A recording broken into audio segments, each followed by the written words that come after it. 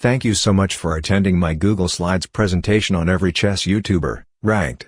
Whether you're currently stuck watching Guess the Elo compilations at 2 AM or you've somehow convinced yourself that watching Grandmaster content makes you a Grandmaster, we're going to break down the entire social hierarchy of chess YouTube.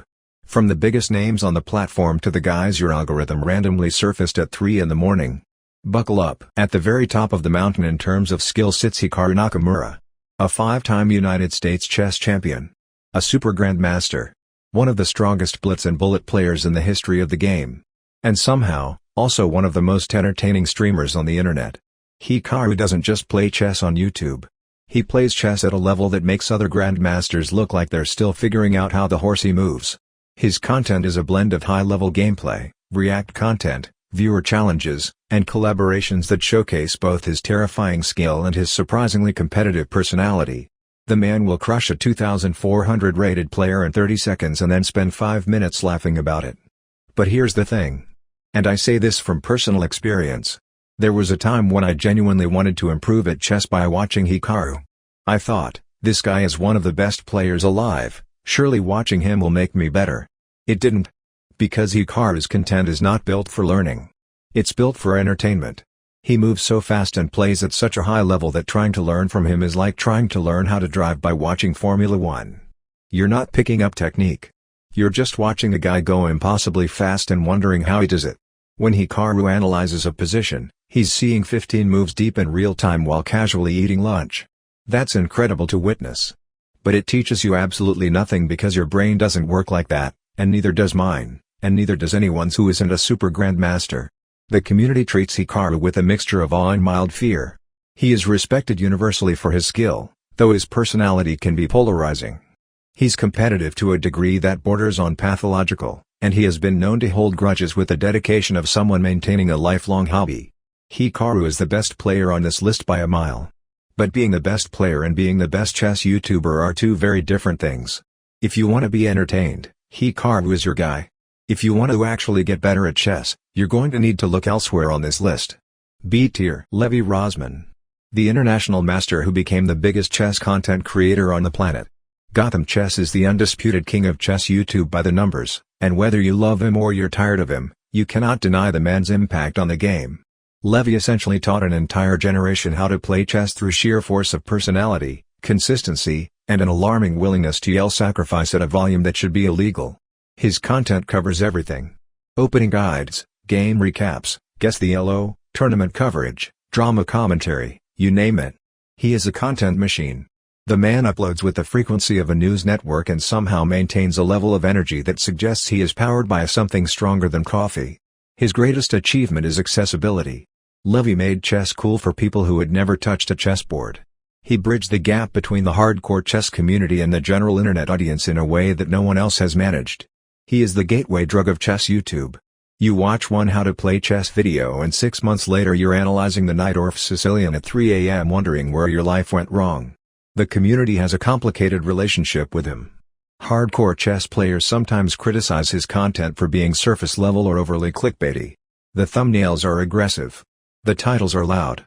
But the results speak for themselves. Millions of people play chess today because of this man.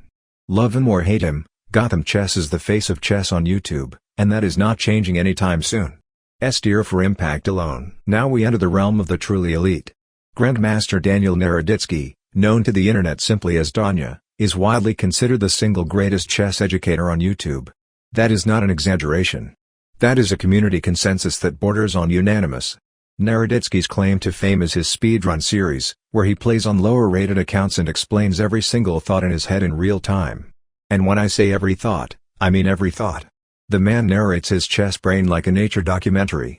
He'll explain why he's considering a move, why he rejected 3 alternatives, how the pawn structure influences his long-term plan, and what his opponent is likely thinking, all in the time it takes a normal person to decide whether to move their knight. His teaching style is calm, articulate, and devastatingly clear.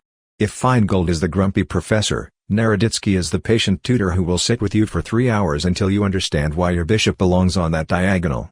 The community genuinely reveres him.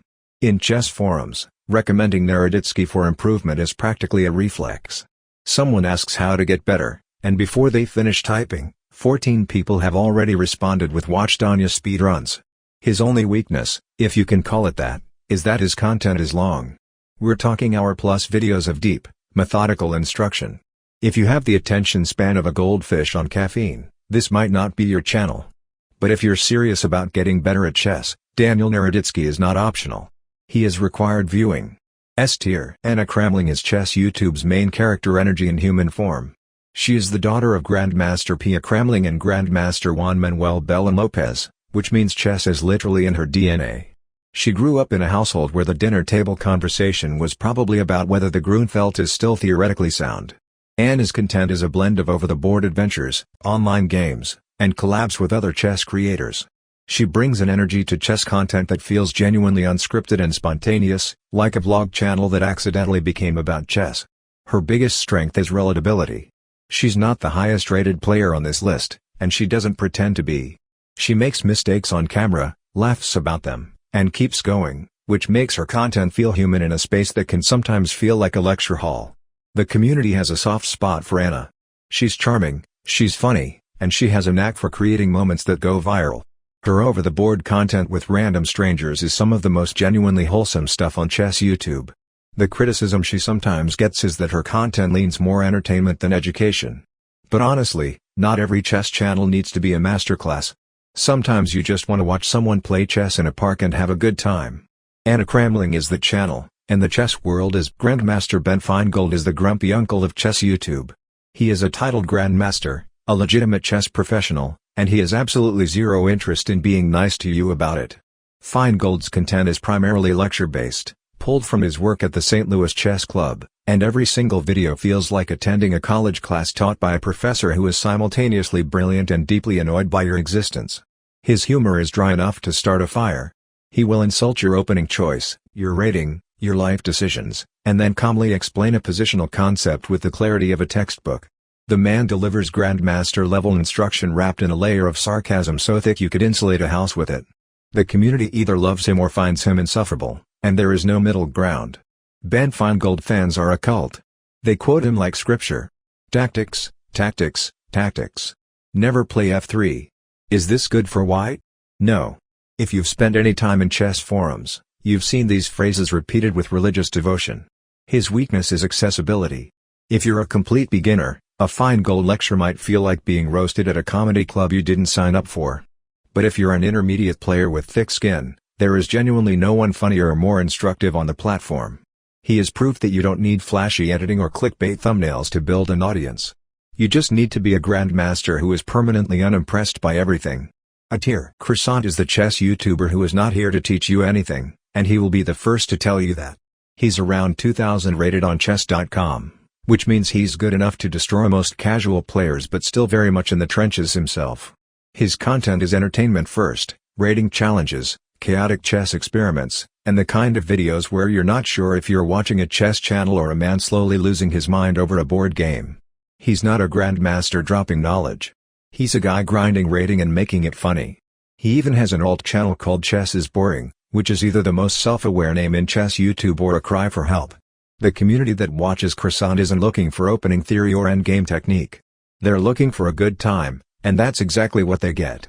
He doesn't take himself seriously, and that's what makes the channel work. In a space full of titled players lecturing you about pawn structure, Croissant is just vibing.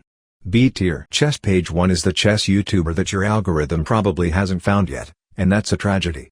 This is a faceless, voiceless channel, meaning there's no personality-driven streaming, no camera, no mic, just clean, well-made chess content that somehow manages to be educational, funny, and entertaining all at the same time. That shouldn't be possible without a face or a voice, but Chess Page 1 makes it work. He rarely uploads, which is both his biggest weakness and part of his charm. When a Chess Page 1 video drops, it actually feels like an event because you know it's not filler. Every video has substance. People in chess forums will tell you they learned the Caro Kann, the King's Indian, the London, and the Royal Lopez from this channel alone. His content is genuinely useful for players under 1,500, which is a massive chunk of the chess-playing population that most big creators kind of ignore in favor of flashier content. And here's the thing that separates him from a lot of creators on this list: he has an actual good course. Not a cash grab. Not a "here's my overpriced opening guide that teaches you 3 moves." An actual, legitimate course that people vouch for without being paid to say it. No glaze. In a world where every chess YouTuber is trying to sell you something, Chess Page 1 is quietly putting out quality content, barely uploading, and still managing to earn genuine respect from the people who find him. He's the definition of underrated. C tier. Before we wrap this up, we have to give an honorable mention to Tyler 1. This man walked into the chess world like a linebacker crashing a wine tasting. He is not a chess YouTuber. He is a League of Legends creature who decided one day that chess was his next victim. Tyler grinded rated games on stream with the intensity of a man defusing a bomb, screaming at pieces like they personally betrayed him. He played the game like it owed him money. His chess content is not instructional. It is not educational. It is a man having a public meltdown over a board game, and somehow, it was the most entertaining chess content on the internet for about 3 months. He treated every lost piece like a war crime and every win like he'd just conquered a small nation. The chess community didn't know whether to laugh or be concerned. The answer was both. Tyler 1 gets the honorable mention because he doesn't belong on this list, but removing him would feel like a crime. Thanks for attending my presentation.